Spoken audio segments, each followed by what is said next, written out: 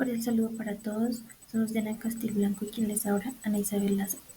Y hoy hablaremos sobre los hechos relevantes del desarrollo de la psicología durante el siglo XX. Y en este caso, yo estaré hablando sobre la primera mitad del siglo XX.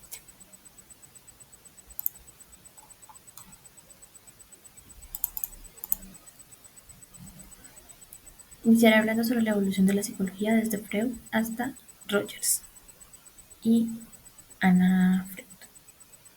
Este viaje explorará hitos de la historia de la psicología, examinando las contribuciones de figuras clave y sus teorías, desde los inicios del psicoanálisis de Sigmund Freud hasta el auge de la terapia cerrada del cliente con Carl Rogers.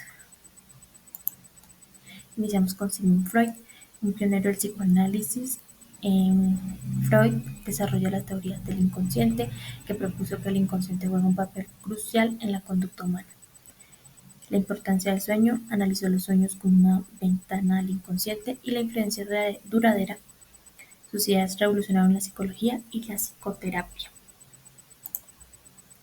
Los primeros test de psicología, que son de Binet-Simon, que evalúa los diferentes aspectos de la inteligencia de los niños.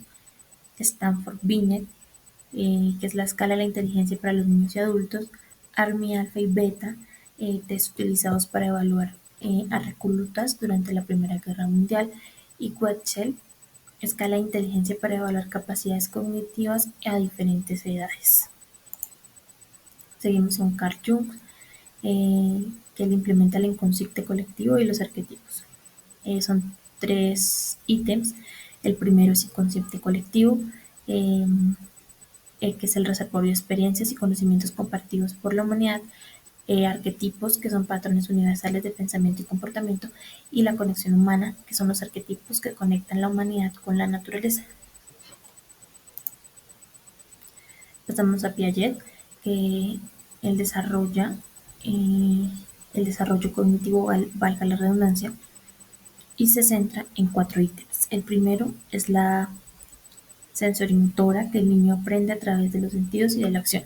El segundo, preoperacional, el niño desarrolla el lenguaje y la imaginación. El tercer ítem es las operaciones concretas.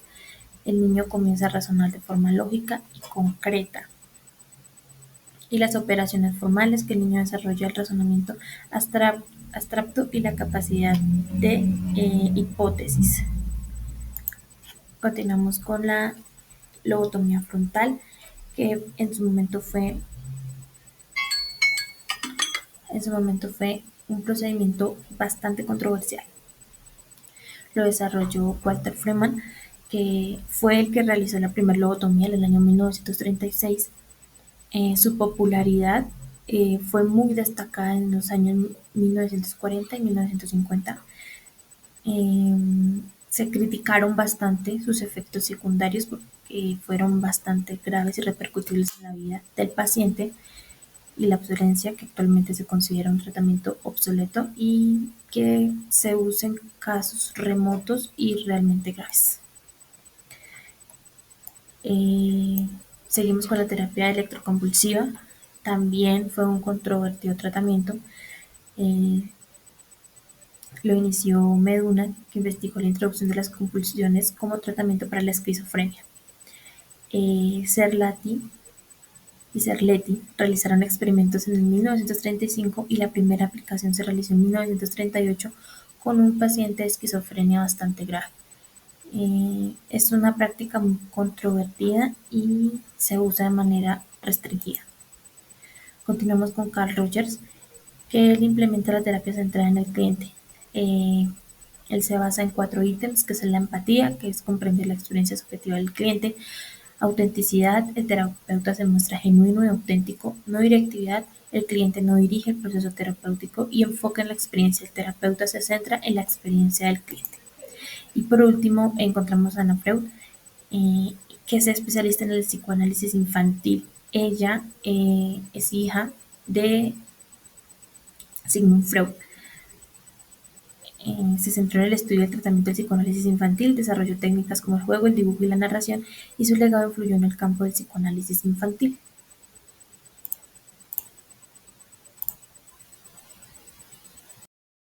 Hola, mi nombre es Diana Castilblanco y vamos a hablar sobre el desarrollo de la psicología después de segunda mitad del siglo XX. Entonces, para dar contextualización, primero debemos tener en cuenta que esta psicología se empieza a desarrollar durante la guerra, durante el proceso de guerra y posguerra. Entonces, se puede decir que esto fue algo que ayudó a que la psicología empezara en auge y en base a esta, pues empezaran a aumentarse más los estudios y la importancia de la salud mental. Una de estas corrientes es el neoconductismo y podemos decir que de los autores más importantes de este pues, neoconductismo fueron Bandura, Cautela, Mahoney, Meichenbaum, pues entre otros.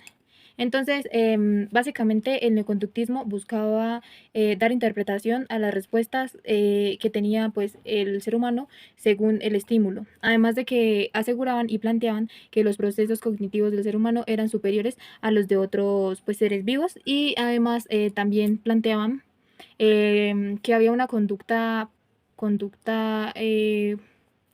escondida y que era solo se podía ser percibida según las conductas observables.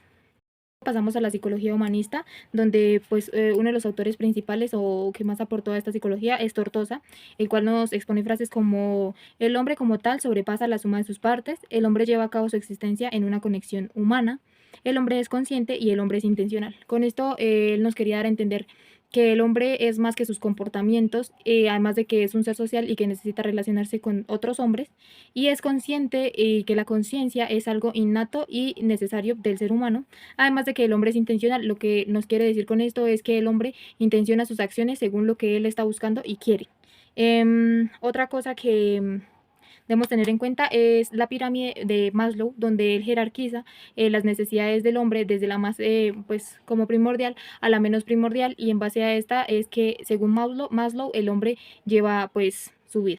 Ahora, si hablamos de la psicología cognitiva, debemos tener en cuenta autores como Miller, donde, digamos, las investigaciones de Miller se enfocan más en cómo, o sea, el nivel que tiene, el alcance que tiene la memoria a corto plazo. Entonces, Miller se enfocó mucho en el estudio de la memoria a corto plazo. Tenemos otro que es Noam Chomsky, quien se basa en la terapia del lenguaje. Chomsky aporta demasiado a lo que fue la terapia del lenguaje en aquella época.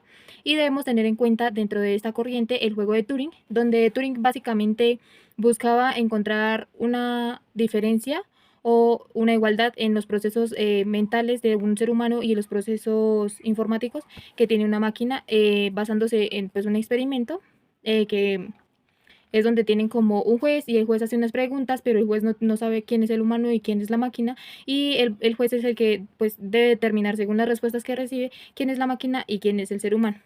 Y por último, entramos a hablar de la última corriente, que es el conexionismo, donde podemos hablar de Allen Neville, quien afirma que la mente se rige por unas reglas que manejan símbolos y que pues estos símbolos, estas interpretaciones que dan la mente, son las que pues como que dan respuesta a las situaciones. Pues eso para él es ese proceso mental que lleva a cabo el ser humano. Y tenemos a McCallen y tenemos a Rumenheimer, quienes crean la teoría de que el conocimiento es o sea que también adquirimos conocimiento a través de lo visual. Entonces ellos hablan y exponen de que a través de las letras, o sea, lo que es para nosotros considerado la lectura es un proceso de conocimiento, pero no es el único, sino que también, pues, o sea, adquirimos muchos procesos de aprendizaje a través de los procesos visuales. Y esto sería todo. Muchas gracias por escucharme.